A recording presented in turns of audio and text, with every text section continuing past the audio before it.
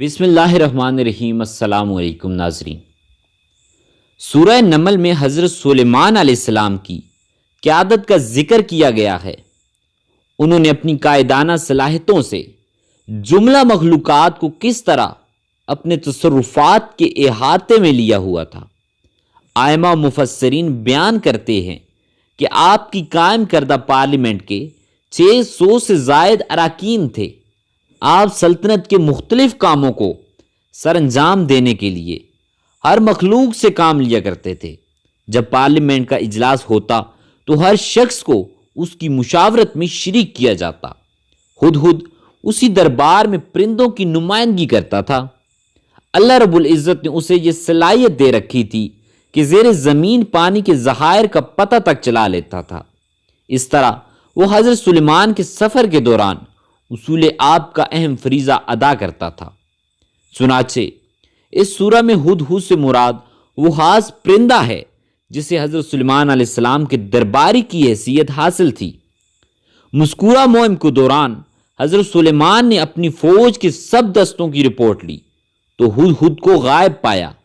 آپ علیہ السلام نے کہا کہ اس موقع پر اس کا غائب ہونا تو بڑا جرم ہے، اسے اس کی سزا دی جائے گی یا پھر وہ کوئی معقول عذر پیش کرے۔ ہدہد حاضر ہوا۔ اس نے بتایا کہ وہ اڑتا اڑتا جنوب میں نکل گیا تھا۔ یمن میں اس نے ایک ملکہ کو دیکھا جو بڑی شان و شوکت والی اور عظیم و شان تخت کی مالک ہے، مگر وہ اور اس کی قوم بھی سورج کی پرستش کرتے ہیں۔ یہ سن کر حضرت سلیمان علیہ السلام نے ہدہد کے ذریعے اپنا مکتوب ملکہ سبا کو بھیجا۔ ہدہد نے یہ خط ملکہ سبا کے سامنے اس وقت پھینک دیا جب وہ سورج پرستی کے لیے معبد کی جانب جا رہی تھی۔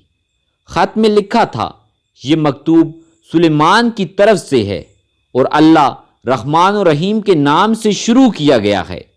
مضمون یہ ہے، میرے مقابلے پر سرکشی نہ کر اور مسلح و متی بن کر میرے پاس حاضر ہو جاؤ۔ قوم سبا یمن کی حکمراں تھی۔ یہ قوم ایک طویل عرصے تک یمن اور جنوب عرب کے علاقوں پر قابض رہی۔ یمن کے موجودہ دارالحکومت صنعا سے 55 میل شمال مشرق میں معارب کا شہر اس قوم کا صدر مقام تھا۔ تجارت اور زراعت کی وجہ سے اس قوم میں دولت کی خوب ریل پیل تھی۔ عمیری کے عروج تک اس قوم نے بڑے دبدبے سے حکومت کی۔ حضرت سلیمان علیہ السلام کے زمانے میں اس سلطنت پر ایک عورت کی حکومت تھی۔ یہ ملکہ اور اس کی قوم سورج پرست تھی۔ ہدہد نے سلیمان علیہ السلام کو یہ اطلاع دی تو آپ علیہ السلام نے فیصلہ کیا کہ اس ملکہ اور اس کی قوم کو دین توحید کی طرف دعوت دی جائے۔ اسی لیے خط لکھا تھا، نہ کہ کسی اور مقصد کے لیے۔ قوم سبا کی ملکہ حضرت سلیمان علیہ السلام کا خط پڑھ کر حیران رہ گئی۔ اس نے فوراً مجلس مشاورت طلب کی اور معاملہ مجلس کے سامنے رکھ دیا۔ اب کیا کرنا چاہیے؟ بحث و تمہیز کے بعد طے ہوا کہ حضرت سلیمان علیہ السلام کی خدمت میں طائف بھیجے جائیں اور ان ایلچیوں کے آنے کا انتظار کیا جائے۔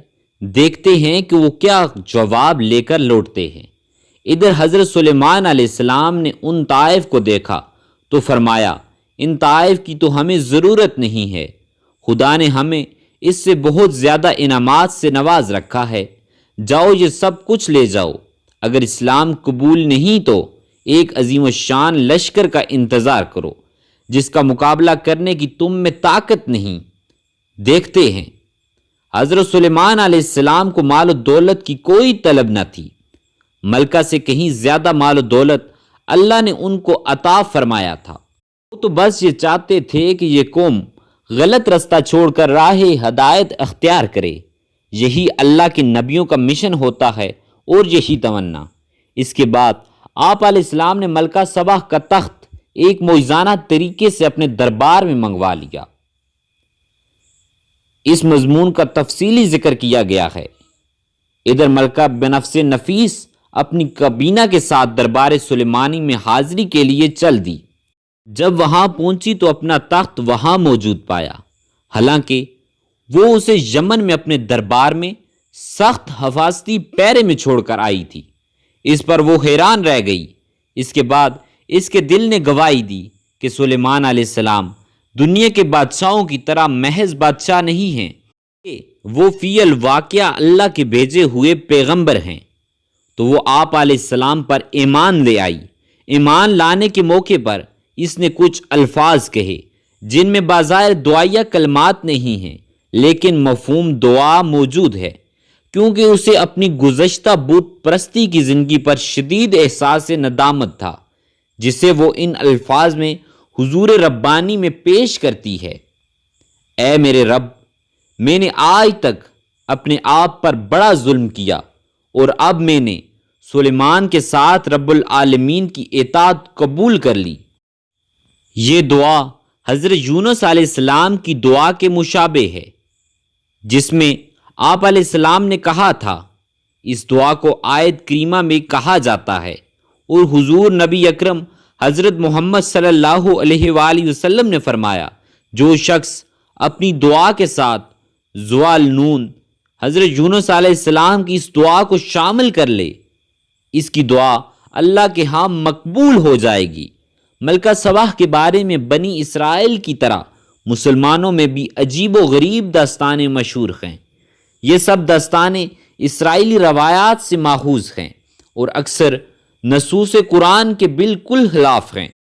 بدبخت اسرائیلیوں نے اللہ کے نبیوں کی حرمت کو ہمیشہ پامال کیا، ایسے لغو الزامات انبیاء علیہ الکرام پر لگائے کہ خدا کی پناہ۔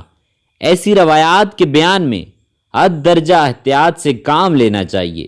مسلمانوں میں کئی لوگوں کا خیال ہے کہ حضرت سلیمان علیہ السلام نے ملکہ سبا، جس کا نام بعض روایات میں ملکہ بلقیس بتایا گیا ہے، اس سے شادی کر لی تھی۔ قرآن و حدیث اس بارے میں خاموش ہیں۔ ممکن ہے آپ علیہ السلام نے شادی کر لی ہو، لیکن یہ بات یقینی نہیں ہے۔